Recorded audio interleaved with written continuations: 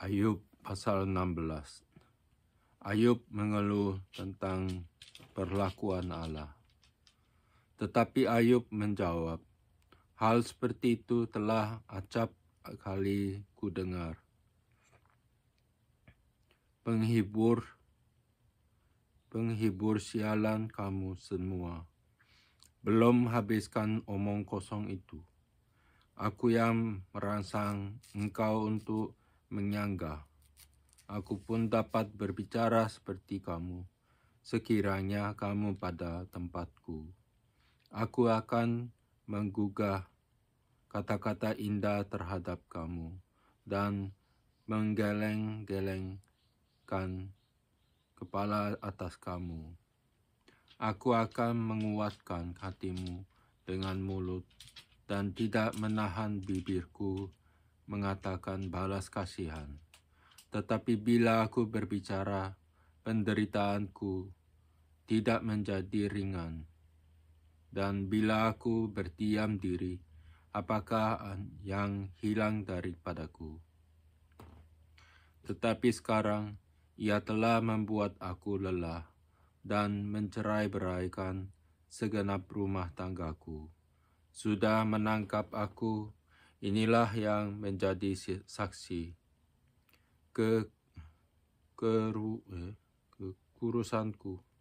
Kekurusanku telah bangkit menuduh aku. Murkanya menerkam dan memusuhi aku. Ia menggertakkan giginya terhadap aku. Lawanku memandang aku dengan mata yang berapi-api. Mereka menganggarkan mulutnya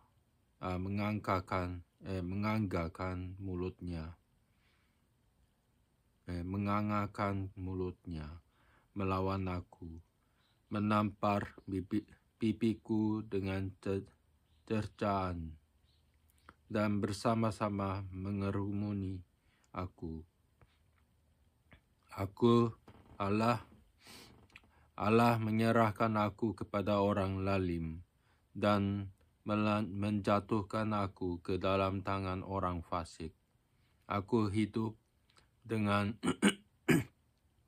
tenteram, tetapi ia menggelisahkan aku. Aku ditangkapnya pada tengkukku, lalu dibantingnya, dan aku ditegakkannya menjadi sasarannya.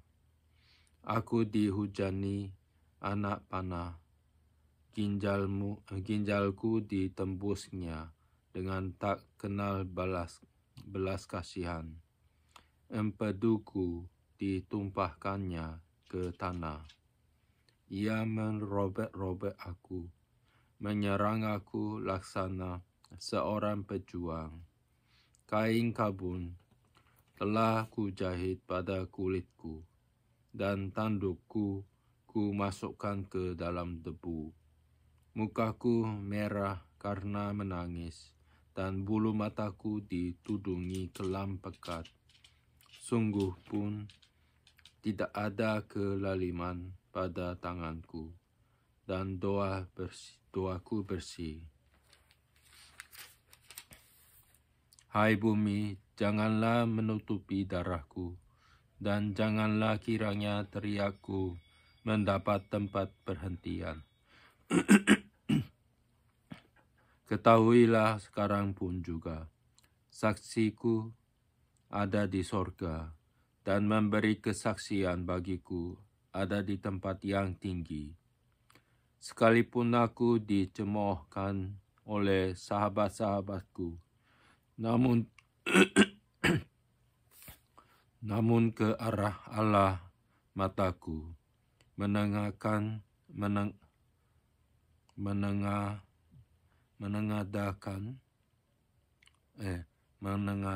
sambil menangis, supaya ia memutuskan perkara antara manusia dengan Allah, dan antara manusia dengan sesamanya, karena sedikit jumlahnya tahun yang akan datang. Dan aku akan menempuh jalan dari mana aku tak akan kembali lagi. Pasal 17. Semangatku patah, umurku telah habis, dan bagiku tersedia kuburan. Sesungguhnya aku menjadi ejekan, mataku terpaksa menyaksikan tantangan mereka. Biarlah engkau menjadi jaminanku bagimu sendiri. Siapa lagi yang dapat membuat persetujuan bagiku? Karena hati mereka telah kau katupkan bagi pengertian. Itulah sebabnya engkau mencegah mereka untuk menang. Barang siapa mengadukan sahabatnya untuk mencari keuntungan, mata anak-anaknya akan menjadi rabun. Aku telah dijadikan sendirian di antara bangsa-bangsa, dan aku menjadi orang yang diludahi mukanya. Mataku menjadi kabur karena pedih hati. Segala anggota tubuhku seperti bayang-bayang. Orang-orang yang jujur tercengang karena hal itu, dan orang yang tidak bersalah naik pitam terhadap orang fasik. Meskipun begitu, orang yang besar tetap pada jalannya, dan orang yang bersih tangannya bertambah-tambah kuat. Tetapi kamu sekalian, silakan datang kembali. Seorang yang mempunyai hikmat takkan ku dapati di antara kamu. Umurku telah lalu, telah gagal rencana-rencanaku, cita-citaku. Malam hendak dijadikan mereka siang. Terang segera muncul dari gelap. Kata mereka, apabila aku mengharapkan dunia orang mati sebagai rumahku, menyediakan tempat tidurku di dalam kegelapan, dan berkata kepada liang kubur, engkau ayahku, kepada beranga, ibuku dan saudara perempuanku, maka di manakah harapanku? Siapakah yang melihat adanya harapan bagiku? Keduanya akan tenggelam di dasar dunia orang mati. Apabila kami bersama-sama turun ke dalam tebu. Pasal 18. Pendapat Bildad bahwa orang fasik pasti akan binasa. Maka Bildad, orang Suah, menjawab, bilakah engkau habis bicara? Sadarilah, baru kami akan bicara. Mengapa kami dianggap binatang? Mengapa kami bodoh dalam pandanganmu?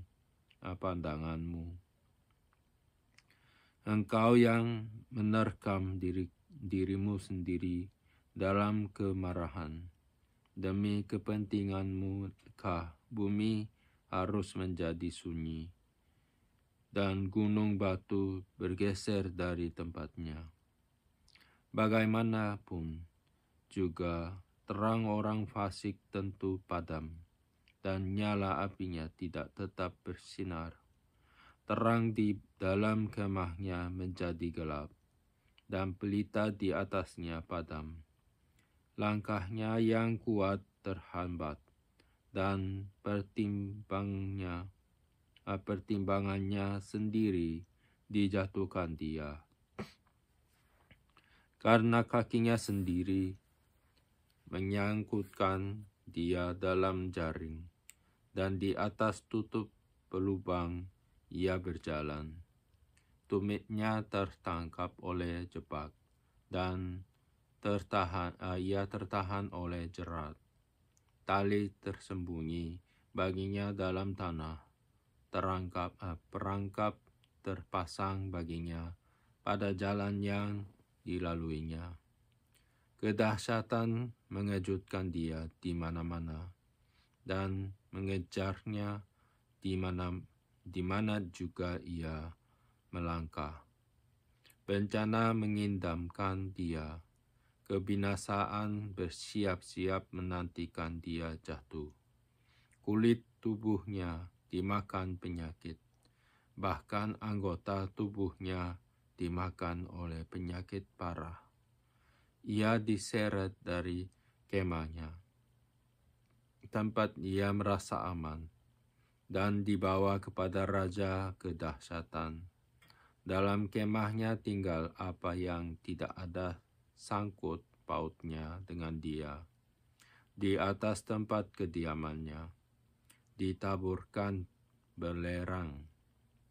Di bawah keringlah akar-akarnya, dan di atas lalu di atas layulah rantingnya. Ingatkan kepadanya, lenyap dari bumi, namanya tidak lagi disebut di lorong-lorong. Ia diusir dari tempat terang di dalam kegelapan, dan ia dienyahkan dari dunia. Ia tidak akan mempunyai anak atau cucu cicit di antara bangsanya, dan tak seorang pun yang tinggal hidup di tempat kediamannya. Atas hari ajalnya, orang-orang di barat akan tercengang, dan orang-orang di timur akan dihinggapi ketakutan. Sungguh, demikianlah tempat kediaman orang-orang curang. Begitulah tempat tinggal orang yang tidak mengenal Allah.